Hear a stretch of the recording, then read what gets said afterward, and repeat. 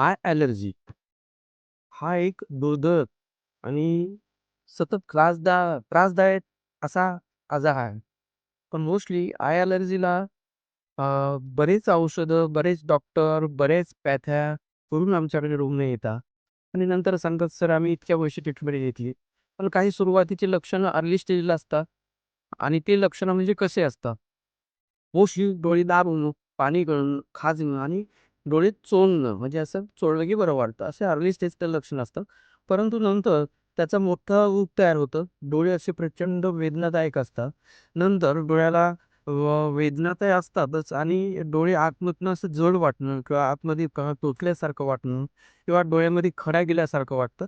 असे लक्षणं ही पुढे नंतर वाढत जातात आणि डोळे नकोसे वाटतात. प्रचंड वेदना, डोकं दुखणं अशी लक्षणं यायला लागतात.